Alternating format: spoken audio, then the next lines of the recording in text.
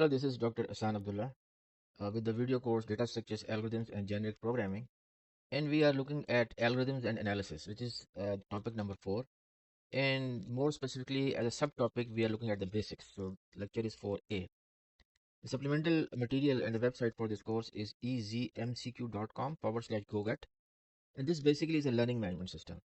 And it has many useful features. Things are organized. You can do a personalized learning experience and everything in a question and answer format with drop down menus, compact display. You can do a search on keywords, different types of search. You can personalize the material with the interface and so on. You can get yourself tested also.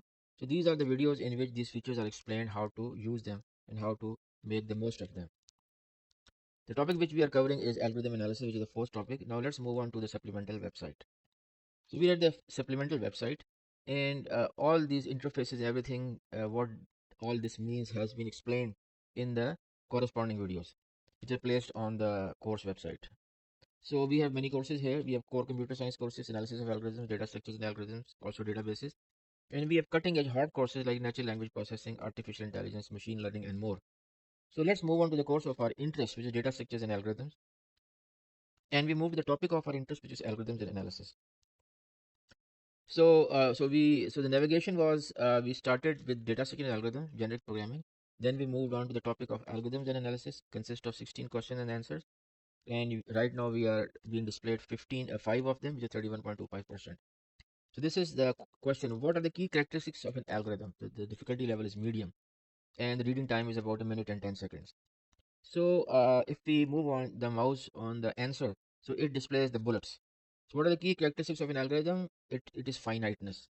It is finite. It takes finite amount of resources in terms of time and space. The defined, it's a well-defined inputs, so the person can understand them, and the machine has the necessary logic to understand it also.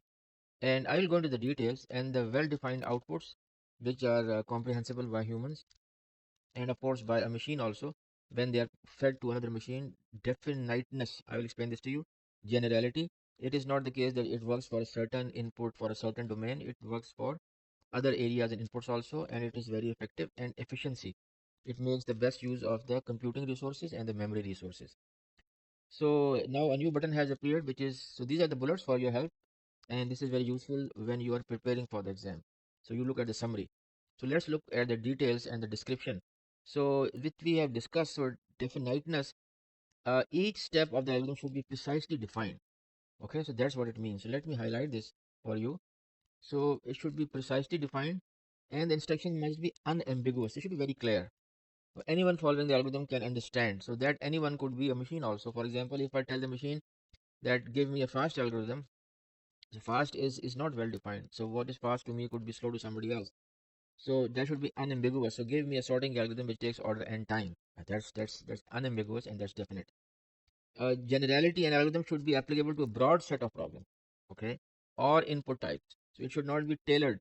Well, there can be requirements of tailored algorithm, but usually it has to be generic. Effectiveness, the operations performed should be basic enough to be performed in principle by a person using a pencil and paper. And of course, if a person can do it on a pencil or paper, then we hope that the machine can also do it. But if it's not possible in a pencil and paper environment, then forget about the machine. How you communicate to the machine. Efficiency. Although not a strict characteristics, but good algorithm should be efficient in terms of what? Time complexity, and space complexity. So these are the characteristics. And of course, let me clean this for you and move ahead. So if you're interested, here's the reference. So why algorithms are important in computer science? Now, algorithms are is not limited to computer science. Okay, algorithms have a wide domain, but let's only restrict ourselves to computer science. So why algorithms are important in computer science? Let's click on the answer, see the bullets. For the purpose of efficiency, which we have discussed, problem solving. We would like the problems that can be solved using algorithms, or we would like to solve the real life problem using algorithms. So, and of course, there has to be measurable. The solution should be able to quantify it. Automation. So instead of people doing, machines should be doing it because people have limited capability. For example, if I ask you to find a certain number in 20 numbers, it's trivial. But if I ask you to find a certain number among 20,000 or 2 million numbers, that's not trivial. You need automation. Scalability is the same thing. So it works for 2,000 numbers. It should work favorably good for 2 million numbers also.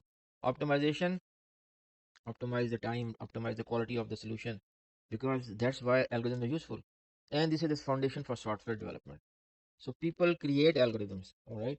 People evaluate algorithms, and then of course we can ask the machine to do coding for us, okay? But the prior work is done by the people in the foreseeable future also. Enabling innovations in artificial intelligence and machine learning, people are coming up with algorithms and for solve different problems, real life problems, and that is leading to innovation. Okay, so efficiency, let me activate the highlighter. So least amount of time, okay, and least amount of computational resources. That is efficient use.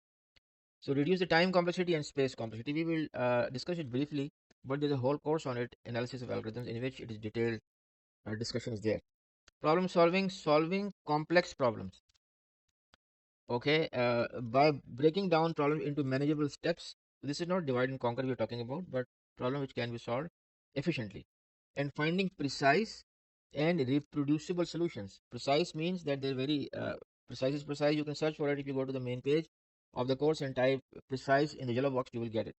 Reproducible solutions means that the solution which I get on my machine, okay, and other people should get the same solution, unless if it's not a randomized algorithm, okay, it should be producing the same solutions. And that why it is important, because that ensures the accuracy and consistency. Now accuracy is different from precision, so I would suggest you look into it. Automation algorithms are key to automating the processes. So it could be basic calculations, it could be complex decision making systems, like recommendation engines. When you go to a website and you would like to search for something, search for, say for example, you are in a mood to hiking, so you search for hiking boots, and the system starts proposing to you the stuff which goes when you're going to hiking. Okay, so that's recommendation engine. An algorithm that ensure tasks can be performed automatically without human intervention. Okay, there can be many examples. Like for example, there's a rover on Mars, and it is like it takes a while for the signal to reach there, so most probably performing automatically. This capability is essential to industries such as finance, healthcare, manufacturing, and more. This is just a partial list. All right. So scalability. Scalability means that it should be able to analyze analyzing large scale data. Okay. So it works fine for a certain technique, for a certain problem or techniques works fine. When the problem size is say 10 or 20, but when it's 2 million, it fails. So that it means that is not scalable. Okay, to handle increasing amount of data efficiently. Efficiently is the key. Optimization is fundamental to algorithms. For example, in routing, give me the best path. Network design, give me a design which has low latency. Scheduling problems, give me a schedule such that the overall time is reduced. So the objective is to achieve the best possible outcomes under the given constraints, because constraints are a reality of life. And minimizing the cost. The cost could be time, it cost could be memory, and or maximizing performance. Okay, so this is what is expected from an algorithm. It is a foundation for software development that I've already discussed. A very brief mention of this is the building blocks for AI and machine learning. Building blocks for AI machine learning. And for example, systems learn from the data. Okay, that is machine learning. Adapt over time, like reinforcement learning. Make intelligent decisions without explicit programming. That is again learning. So at the back of all these wonderful things are algorithms. Okay, and behind those algorithms are smart brains and smart people. So as opposed to an algorithm, there's something which is called as a heuristic. So what is a heuristic? So heuristic is non-deterministic. Non-deterministic means that the answers or the result which I get at my home on my machine, they may be entirely different from what you get on your machine in your office. They are non-deterministic. There's no guarantee of repetition. Approximate, they are not exact, they are not accurate, they are not precise. There's a difference between precision and accuracy. But if I'm happy with it, that's fine. Then when should we be using the heuristics? So there are some heuristics which actually work perfectly. For example, greedy algorithm. So the word algorithm is a misnomer here. It should be greedy technique. For example, greed works for Huffman coding. Greed works for Dijkstra algorithm. Greed works for Kruskal algorithm. Greed works for Frame's algorithm. But greed does not work for traveling salesperson problem. Greed does not work for graph coloring, and so on. Long list of problems. Heuristic search algorithms, searching for something in the search space. There, and of course, if we are looking for the exact solution, that can become exhaustive and non-polynomial, which we'll very briefly discuss. And usage exact solution is not feasible. So we don't have the time, we don't have the resources, and we cannot wait for the exact solution. So we'll go for the quick solution, which is not exact solution. Finding a quick, satisfactory, non-optimal solution. That's where we use heuristics. Okay. So this is the definition we have. So they are non-deterministic, provides a practical method or rule of thumb. Okay. So when we say this kind of data is there, so this could be the median, this could be the average, and so on. And greedy heuristics such as like A-star algorithm for path finding in the search space. Then we have some information about the target, and this we already discussed. Okay. So what are the key differences between an algorithm and a heuristic? So there are different things. First is the precision, accuracy, efficiency, and application. Application we have discussed. So algorithms offer a precise, reliable solution. Okay. So heuristic does not offer a precise solution, it offers an approximate solution, and the solution which may vary. It is not deterministic. Consistency, repeatable outcomes, you may get different results on different runs. Efficiency, computationally expensive for complex problems.